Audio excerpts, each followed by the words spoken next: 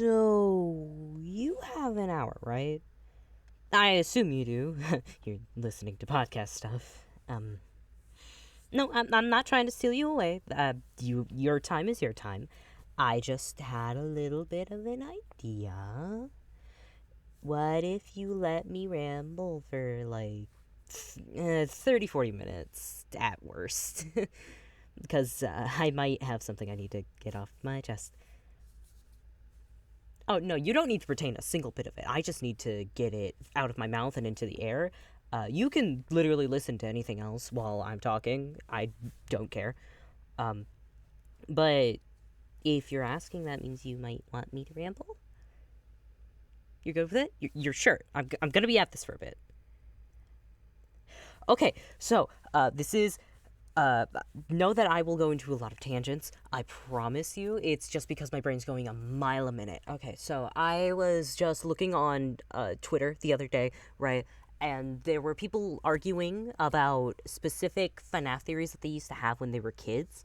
The obvious phone guy is purple guy, or the phone guy is Springtrap, which is basically the same thing, and I don't give a shit. But I was also looking down them, and one of them was about like how Mangle was genderless, and honestly, I honestly agreed when I was smaller, but details. Somebody was like, "No, Mangle girl, there is no other gender." Excuse me, dude. It's a little weird for them to say that, because as much as Mangle's like original prototype design, which is supposed to be called Funtime Foxy for some fucking reason, like you couldn't just be Toy Foxy, it's Funtime Foxy, and now we have two Funtime Foxys that exist within the series because of FNAF World, but that's beside the point. Like there is so much that they could have said. Just girl. I guess men don't exist. He's not a man, even though he has like obvious fish profile picture. Like, why are you in the FNAF community? 40-year-old man? Fucking, what, did your kid get you into it? But anyway, beside the point. They were trying to be like, there is no way that Mingle could be anything else. Meanwhile, Scott, in even his like jokey-ish manner, back when he had the series, was like, there is no gender. Yes, gender. The they, them, he, him, she, her being used all over the place on their profile, and it's beautiful. It's amazing. Honestly, Mangle being genderless for me is what I go with. I can get if people are like, they're bi-gender because they have two endoskeletons, and I'm like, cool, great, amazing, brain chip, all that. But that's just old theories that people were going over. Another one that I saw was that purple guy was Foxy for some reason, and I was like, explain yourself. And they said it was something that had to do with the Foxy Go-Go minigame way back before FNAF 3 even came out. Because they were like, oh, the murder guy obviously used Foxy to lure people into the back. And I'm like, if you didn't listen to any of the phone calls, I would have believed you. Because, like, how do you not listen to the final call and just say, yeah, golden suit, red, the same colors? Excuse me? Like, it's so stupid. And that's just the FNAF theories that I was seeing up on there. I remember somebody being like, what about current theories? And oh boy, that opened up an entire can of worms all down that comment section. I swear there were death threats and doxes in there just because of the fact that they were just going off.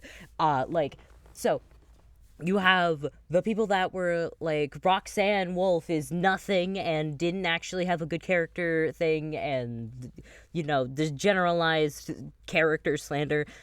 People saying that Chica was a lot better, or that Monty was like this gator of truth that would absolutely give himself up for Bonnie. No,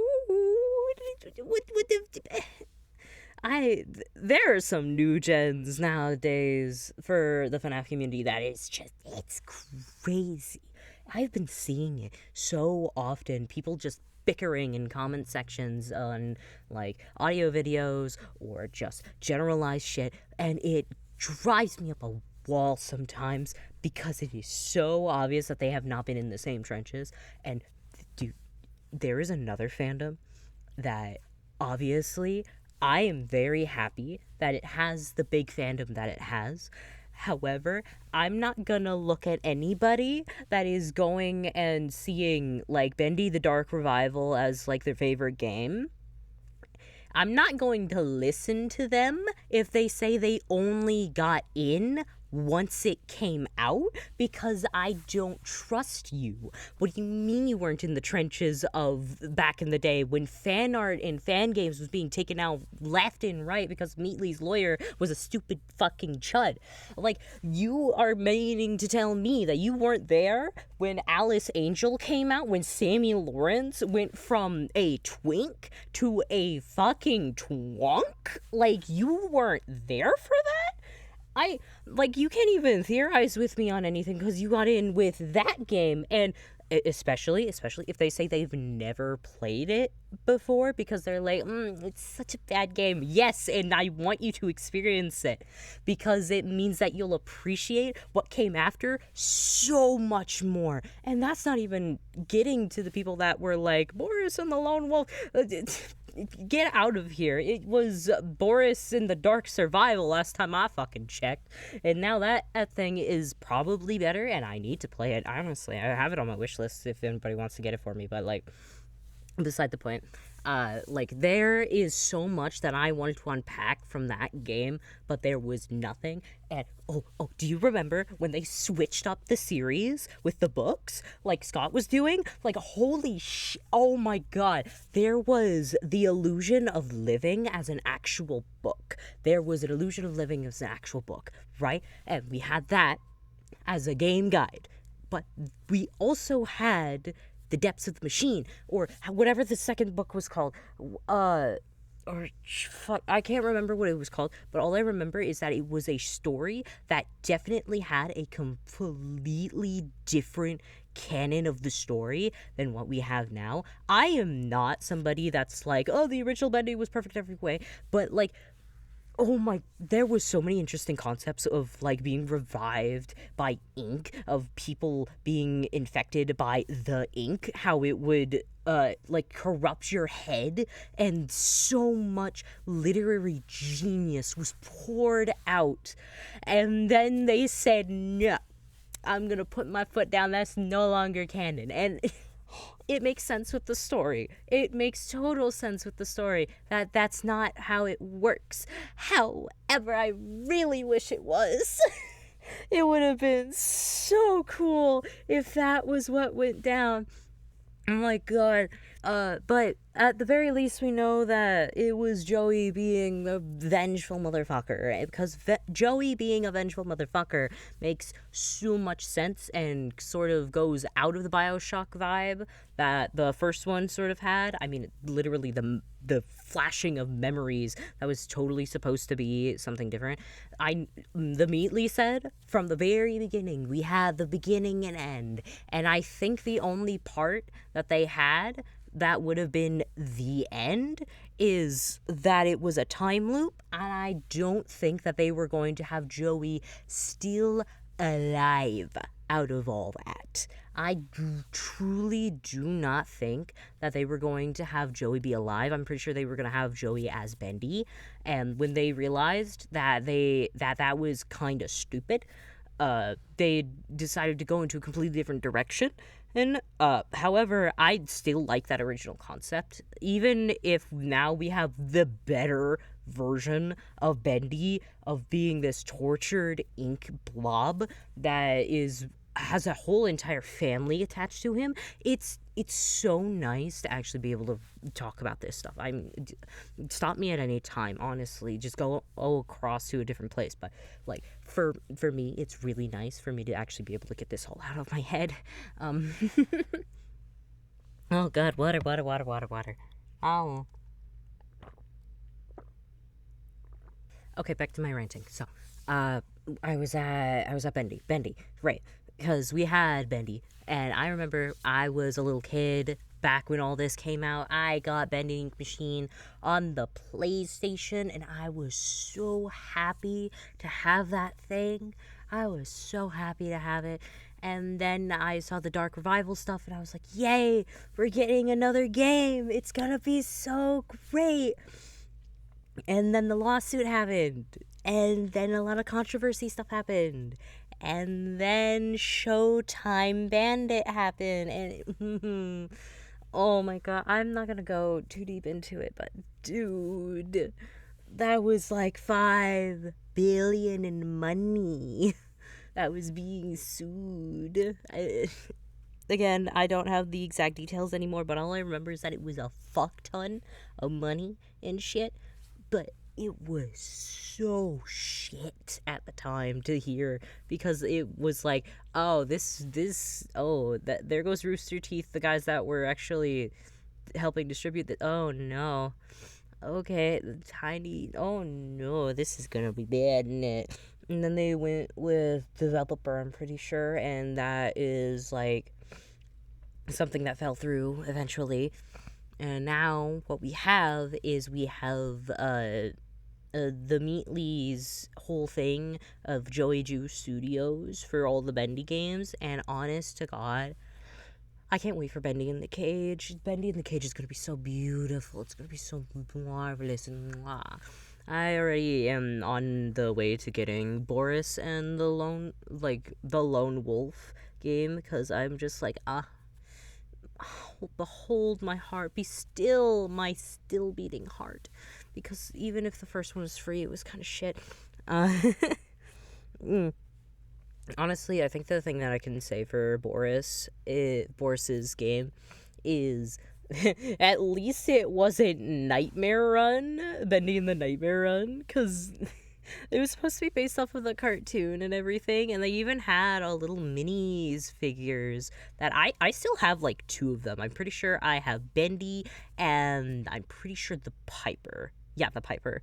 And both of them had codes. But by the time that the toys actually started getting onto shelves, it was a week away from the servers being shut down due to the fact that it wasn't actually a good investment of time or resources, and they started realizing that when nobody downloaded the fucking thing. I bet you didn't even know about it until I even said something about it. Like, that, it's that sort of underground stuff.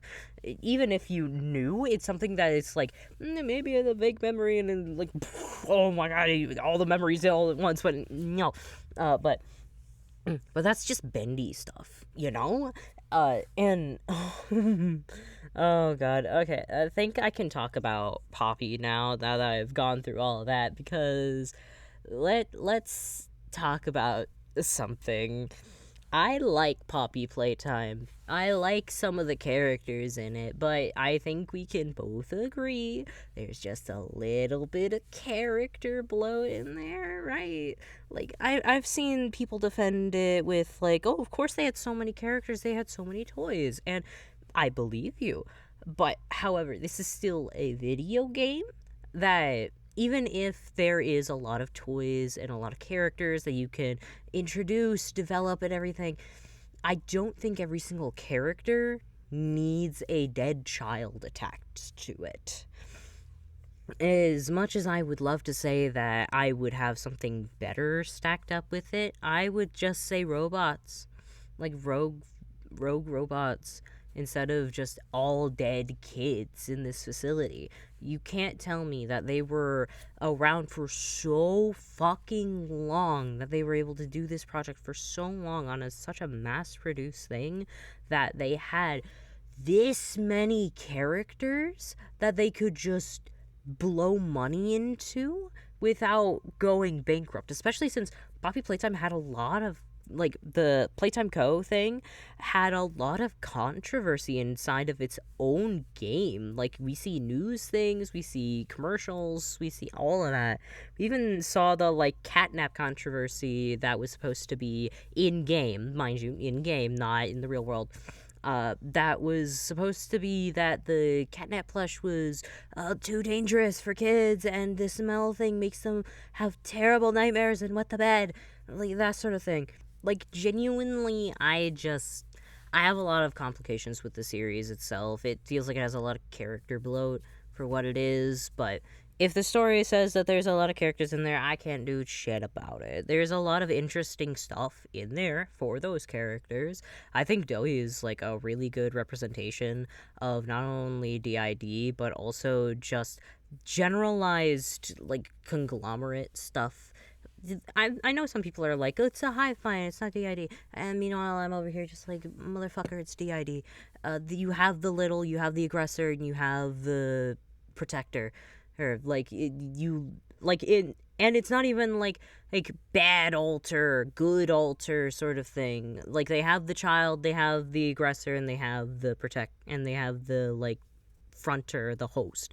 Like, they have the three main quote-unquote stereotypes for DID. Is it the best representation that someone can give?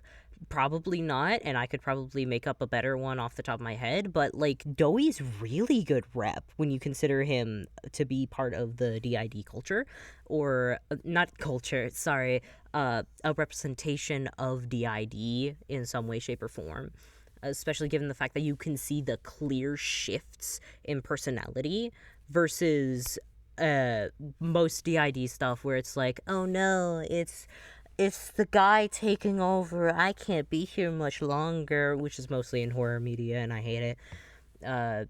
There's a lot of nuance to this topic, so I'm probably not gonna ramble about it for too long, but just know I really like Doey's representation. I don't think he was handled the best, but I really like him as representation. Other things that I could talk about when it comes to Poppy Playtime is Poppy. I don't think Poppy was supposed to be the character that she was, that she is, but she's kind of the only plot we have in all of this. She's the one making you go further down. She's the one making you do this stuff. Like, yes, figure out everything, the innate curiosity. But Poppy is the one that gave you the greater purpose of save everybody. And honestly, as a result, she's not on screen a lot. She's not around as often as she should be to be the main motivator. I don't know how else to explain it other than she's wasted potential as a character, and the only reason why she's in is for the namesake. It feels like you can't get anything else out of her other than that. But if we're gonna be talking about just mascot horror stuff just all across the board, I think we need to go back to the FNAF topic for a little bit. Secret of the Mimic isn't really Poppy Playtime-esque. I get you with the, like, the mascot chase scenes, the little mushroom sing-along thing. I think that's what it's supposed to be. Sorry, I had to take another drink of water. As I was saying, Secret of the Mimic and Poppy Playtime have similarities, but I don't think they're, like, the same. I believe that Secret of the Mimic was made to be, like, a VR game first before it was made to be a just regular go-through. And you can see it throughout some of the mechanics, how the, like, arm is weighted, how you can pick stuff up and move it around. And it's specifically made for the VR experience versus if you were to be making it for a just console or PC experience where the chases may have a bit more to them versus what they have. Mind you, most of the chase sequences, I'd say, for Poppy Playtime are really, really good. Meanwhile, Secret of the Mimic, I feel, does a lot more with what it has. I mean, you have the music guy who literally chases you down a hall downwards, and you also have the chase sequence section with Chica. Oh my god, Chica's chase segment. Oh my god. I mean, it's just so nicely done with, just a little mimic just dancing around on their little skates as they play as Chica is just so cute. Oh my god, it's adorable.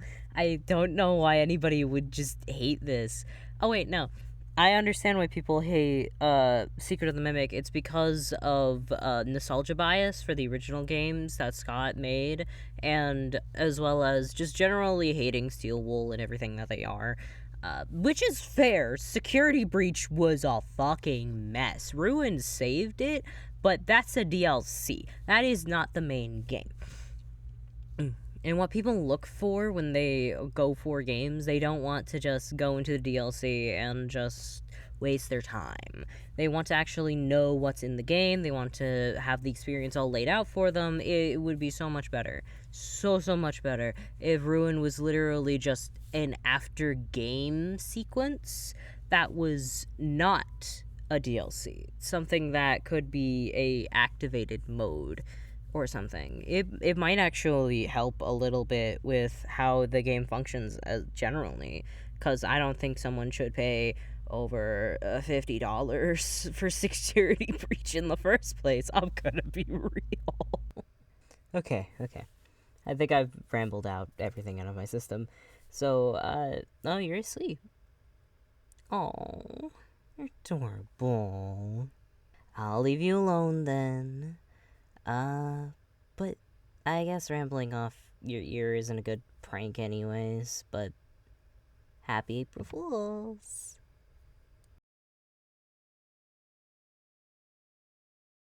Well, that was a bit of a different video, but I hope you guys enjoyed. Make sure you subscribe to the Ko-Fi if you want to keep supporting what I do.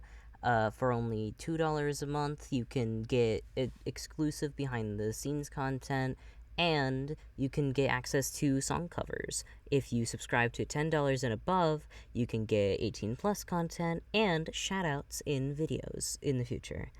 Other than that, you can find me on all of my socials as RiverBioLume on Blue Sky, here, and on Twitch. Make sure that you follow me to get further updates on things such as my current home situation, which I've already made a upload about. See you around, Fireflies.